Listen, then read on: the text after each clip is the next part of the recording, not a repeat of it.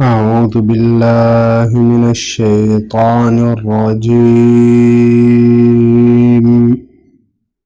لا إكراه في الدين قد تبين الرشد من الغي فمن يكفر بالطاغوت ويؤمن بالله فقد استمسك بالعروة الوثقى لا انفصام لها والله سميع عليم. لا اکراہ فی الدین، دین میں کوئی زبردستی نہیں. قد تبین الرشد من الغی، یقیناً ہدایت سرکشی سے واضح ہو چکی ہے.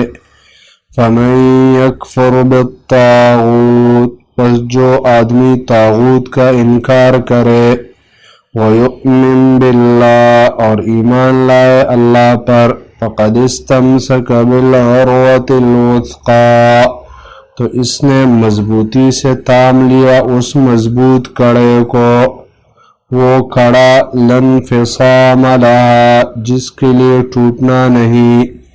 واللہ سمیع علیم، اور اللہ سننے والے، علم رکھنے والے ہیں.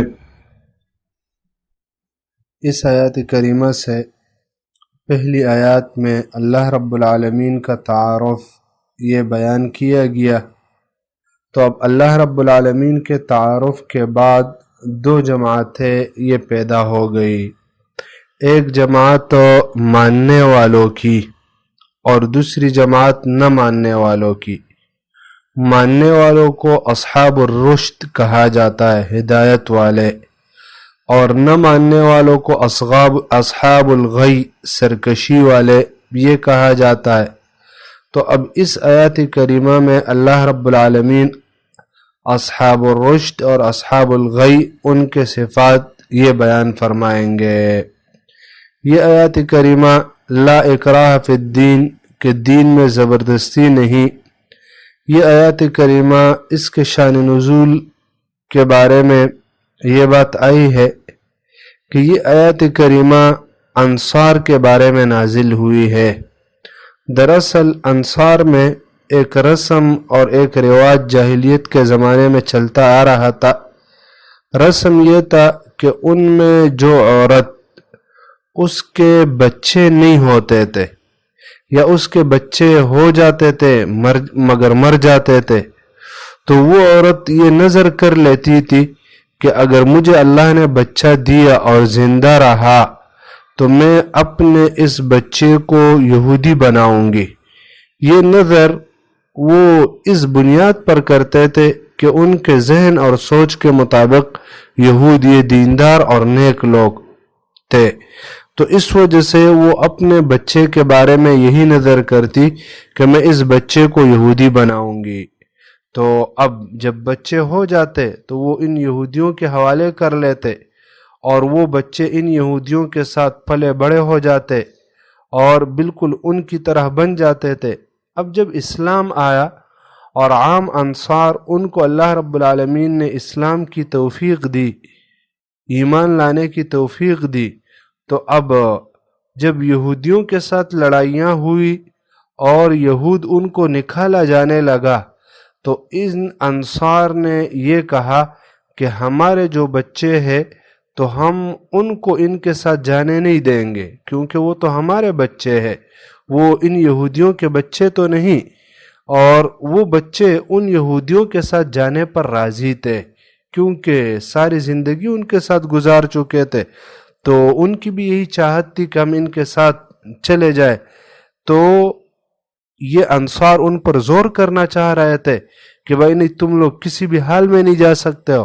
تو اللہ رب العالمین نے یہ آیات نازل فرمائی کہ بھائی لا اکراہ فی الدین، دین میں کوئی زبردستی نہیں ہے، کوئی زبردستی نہیں. تمہارے بچے یہ اگر اپنی خوشی سے اسلام لانا چاہے تو ان کے لیے دروازے کھلے ہیں، اور اگر یہ اسلام نہیں لانا چاہتے ہیں، اپنے کفر، شرک، یہودیت پر برقرار رہنا چاہتے، تو پھر آپ لوگ ان پر زور اور زبردستی نہیں کرو گے.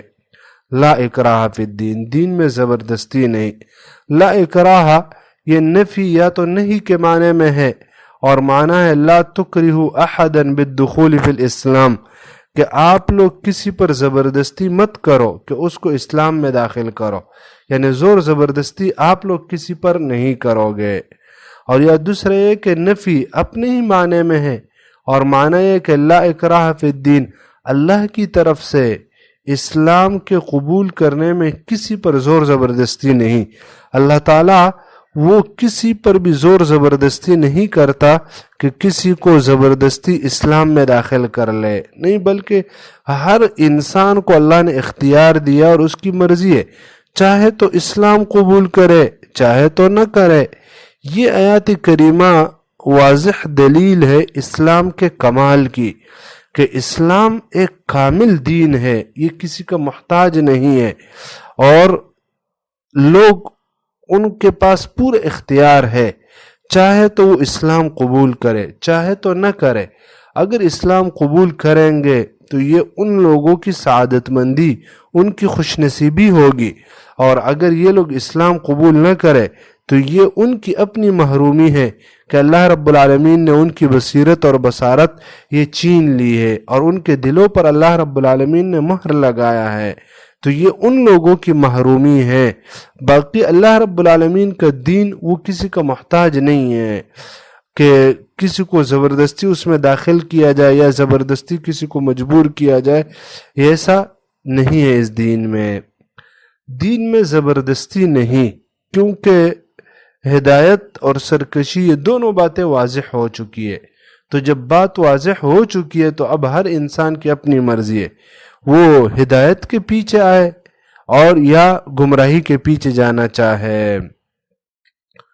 اس آیات کریمہ پر ایک مشہور اشکال ہے، اشکال یہ کہ اس آیات کریمہ میں اللہ تعالیٰ فرماتے کہ کسی پر بھی زور زبردستی نہیں، حالانکہ ہم دیکھتے ہیں کہ اسلام میں تو بہت سارے معاملات میں زور اور زبردستی کی گئی ہے، مثلا جہاد اور قتال، لوگوں کے ساتھ لڑنا، ان کو قتل کرنا، تو یہ زور زبردستی کی ہی ایک صورت ہے۔ اسی طرح اسلام میں جو حدود ہے، تعزیرات ہے، تو اس پر جو سزائیں ہیں یا بعض جرائم پر جو سزائیں ہیں، تو یہ بھی تو لوگوں پر زور ہے۔ مثلا کوئی چوری کر لے تو اس کا ہاتھ کاٹا جائے تو یہ زبردستی ہے۔ اسی طرح کوئی آدمی زنا کرے تو اس کو قتل کر لیا جائے، کوئی نماز نہیں پڑھتا تعزیر دی جائے، کوئی روزے نہیں رکھتا وغیرہ، اس طرح جو بھی گناہ کرتا ہے تو حاکم وقت کو اختیار ہے حد یا تعزیر نافذ کرنے کا۔ تو اب یہ تو زور ہو گیا تمام لوگوں پر کہ بھائی آپ نے نماز پڑھنا ہے، نماز پڑھنی ہے، روزہ رکھنا ہے، اور حج جہاد وغیرہ یہ کام کرنے اور ان کاموں سے منع ہونا ہے، تو یہ تو زور کی ایک صورت ہے، اور اللہ تعالیٰ فرماتے ہیں کہ بھائی دین میں کوئی زور زبردستی نہیں۔ تو اس آیات کریمہ کے اور اس سوال کے مفسرین نے مختلف جوابات دیے۔ بعض نے تو یہ کہا ہے کہ بھائی یہ آیات منسوخ ہے آیات القتال کے ساتھ، جو جہاد کی آیاتیں ہیں اس کے ساتھ یہ آیات کریمہ یہ منسوخ ہو چکا ہے، مگر یہ بات ضعیف اور کمزور ہے، نسخہ کی یہاں کوئی ضرورت نہیں ہے۔ اور دوسرا قول یہ امام شعبی، حسن بصری، قتادہ وغیرہ سے نقل ہے، وہ فرماتے کہ یہ آیات کریمہ خاص ہے اہل کتاب کے ساتھ، کہ اہل کتاب پر کوئی زور زبردستی نہیں ہے، اور جو قتال والی آیاتیں ہیں تو وہ تو اہل الاوثان مشرکین کے بارے میں ہیں، مگر یہ بات بھی کوئی وزنی نہیں، کیونکہ اس تخصیص پر کوئی دلیل نہیں۔ بعض مفسرین اس کا جواب یہ دیتے ہیں کہ لا اکراہ فی الدین، دین سے مراد عقیدہ ہے، اور معنی یہ ہے کہ بھائی عقیدے میں کسی پر زور نہیں، کیونکہ عقیدہ اس کا تعلق دل کے ساتھ ہے، اور کسی کے دل پر کوئی انسان زور زبردستی نہیں کر سکتا، بلکہ دل میں آپ کی جو بات رہتی ہے تو بس وہی بات رہتی ہے، اس کو کوئی آدمی زبردستی تبدیل نہیں کر سکتا۔ جو جہاد ہے یا حدود تعزیرات، ان کا تعلق تو ظاہر سے ہے، اور عقیدے کا تعلق یہ اپنے باطن سے ہے۔ تو یہ جواب بعض اہل علم نے دیا ہے یہاں پر۔ اس میں سب سے بہتر جواب وہ یہ ہے کہ اکراہ اور زبردستی دین میں یہ دو قسم پر ہے۔ ایک ہے اکراہ احکام کے اندر، احکام میں کسی پر زور اور زبردستی کرنا، اور دوسرے نمبر پر اکراہ وہ ایمان کے اندر۔ تو احکام میں اکراہ نہیں ہے، ایمان میں اکراہ نہیں، اور احکام میں اکراہ ہے۔ اس بات کی تھوڑی سی وضاحت انشاءاللہ تعالی یہ آئندہ درس میں کریں گے، اور اس کی تفصیل یہ بیان کی جائے گی کہ کس طرح زور ہوگا اور کس طرح نہیں، اور کون کون سی باتوں پر ہے۔ سبحانک اللہم